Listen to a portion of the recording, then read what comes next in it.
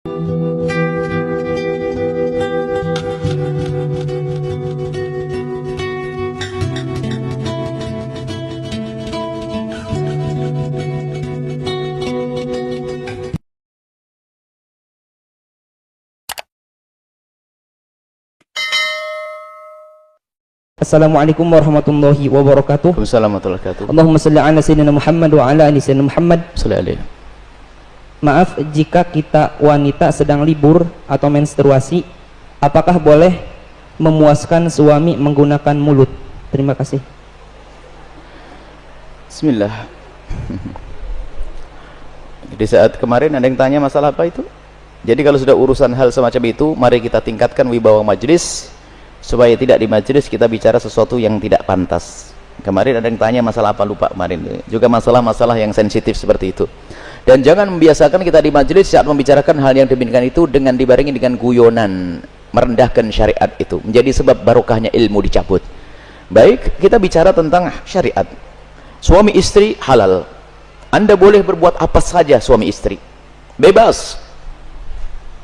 Anda bersenang-senang dengan kupingnya, dengan rambutnya, dengan apa saja boleh. Halal. Cuman yang diharamkan dalam dua keadaan. Waktu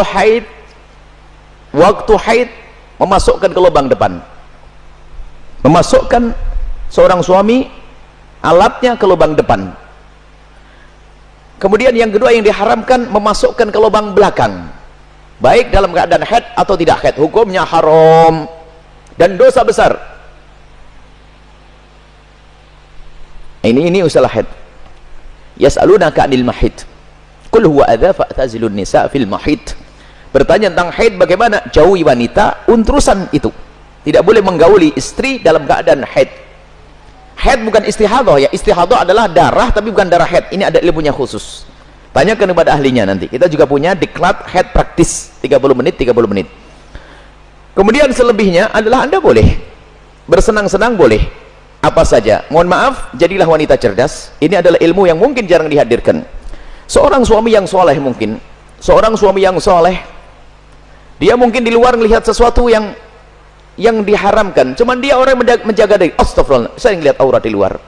Karena dari seorang soleh, dia tidak mau menuruti itu semuanya, karena itu adalah haram, maka dia tutup mata, pejam mata dan menjauhkan itu semuanya.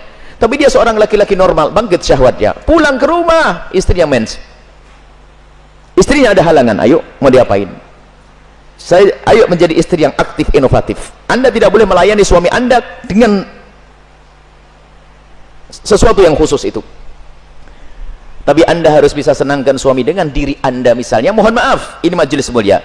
Jika seorang suami mengeluarkan air mani dengan tangannya sendiri, maka dia telah melakukan kesalahan dan dosa.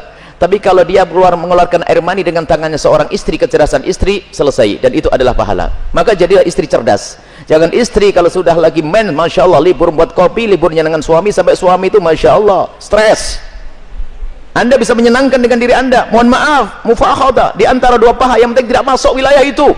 Atau apa saja, mohon maaf ini saya sampaikan majelis mulia, sebab banyak wanita gayanya sih modelnya kayak hebat-hebat, tapi Masya Allah bikin stres suami. Hati-hati itu, hei para wanita, sadar. Senangkan suamimu dengan apapun yang Allah berikan kepadamu, dengan tanganmu, dengan apapun. Yang penting kalau Anda haid jangan masuk wilayah itu. Sebab kadang suaminya sampai ngenes sudah tidur, masak diwakin kopi enggak, sarapan enggak, bang beli makan di warung aja bang, yang ngoroknya yang digedekan. Wahai para istri yang solehah, Anda harus aktif dan inovatif. Ada ide-ide untuk menyenangkan suami. Adapun masalah mohon maaf yang ditanyakan dengan mulut, ketahuilah, hei para suami, engkau tidak boleh memaksa istrimu untuk melakukan itu, karena belum tentu dia nyaman. Kalau dia merasa jijik, Anda tidak boleh paksa, haram. Atau sebaliknya, tidak boleh egois seorang suami, harus kau lakukan, tidak. Kenapa? Mohon maaf, karena itu adalah wilayah yang bukan wilayah bersih. Wilayahnya orang dari makanan yang bersih dibuang lewat mana? Lewat itu. Akan tapi kalau memang ada seorang wanita yang mau melakukannya misalnya, atau sebaliknya, bagaimana, apakah boleh? Ketahuilah, di situ ada cairan yang najis. Air mani tidak najis, khilaf di antara ulama. Madhab Syafi'i najis, tapi cairan selalu najis. Maka kalaupun seandainya harus melakukan, mohon agar tidak ditelan. Karena itu adalah, jangan sampai karena itu najis. Tidak usah ditelan cairan-cairan. Adapun masalah air mani adalah khilaf di antara ulama, akan tapi boleh seorang suami, seorang istri melakukan yang demikian, tentu dengan keridhaannya, Dan tentunya dengan waspada, tidak boleh sampai ada masuk ke dalam perutnya sesuatu, karena itu ada madhi. Sebelum mani adalah najis, cairan-cairan sebelum mani adalah najis.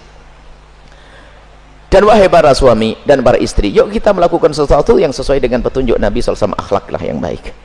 Dan kenapa biasanya ada pertanyaan yang demikian ini? Karena apa? Naudzubillah, ada yang ditonton yang salah, gurunya salah, dari film-film yang ngaco itu ditiru, sehingga dia bingung untuk menyelesaikan urusan pribadinya dengan cara ini, cara itu.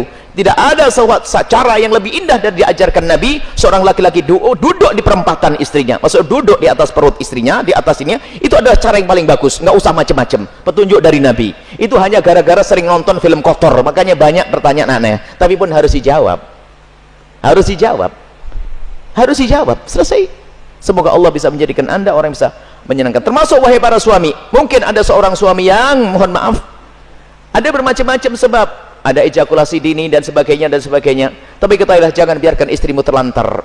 Dia bisa senang dengan jemarimu, dengan tanganmu, dengan Anda, dengan apapun, dengan cumbuanmu. Jangan sampai menjadi seorang suami egois. Dan Nabi marah. Nabi marah dengan seorang laki-laki yang mendatangi istrinya seperti binatang mendatangi betinanya. Nggak pakai muqaddimah, pakai minyak wangi dulu deh para suami, sikat gigi yang bersih, kemudian cumbu, rayu, seperti halnya engkau ingin melihat dia cantik, dia jaga ingin melihat engkau paling tidak agak ganteng dikit deh. Kemudian lihat, seperti halnya matanya ingin melihat dirimu indah, telinganya juga ingin mendengar kalimat indah, dan juga hidungnya pun juga ingin mencium bau harum. Cobalah siap. Makanya sebelum pulang kantor itulah mampir pom bensin dulu deh, bersih-bersih pakai minyak wangi. Ini penting. Kemudian jangan sampai, mohon maaf, Anda puas, dia tidak puas, Anda zalim. Kalaupun Anda tidak bisa memuaskan dengan itu, karena mungkin Anda punya sesuatu, sakit dan sebagainya, maka ketahuilah, istrimu adalah seorang wanita yang beriman. Dia tidak akan melakukan zina, akan tapi Anda harus bisa memuaskan dengan apapun, dengan tangan Anda dan seterusnya. Kalau dia mencari kesenangan dengan tangannya sendiri, wanita itu, dia dosa. Tapi kalau dengan tangan sang suami, tidak dosa. Mohon maaf, ini majelis mulia, dan jangan dijadikan bahan guyonan yang demikian ini. Ini adalah ilmu. Kadang-kadang begitu, suami cuek, mendatangi istrinya sudah nggak pakai muqaddimah, langsung selesai. Punya anak 6, nggak pernah seorang istri merasakan senangnya dalam hubungan suami istri. Akhirnya apa? Itulah yang menjadikan istri ogah-ogahan. Mau melayani suami, saya dapat mandi saja, tidak pernah mendapatkan kesenangan. Anda suami zalim. Baik, istri pun juga demikian. Selesai, aktif, inovatif, indah. Karena itu halal. Adapun yang haram tidak dibahas. Keharaman zina, hina, rendah di dunia, rendah di akhirat. Zina rendah di dunia, rendah di akhirat. Semoga Allah menjauhkan kita dari zina, mencukupkan dengan yang halal. Wallahu a'lam bishawab.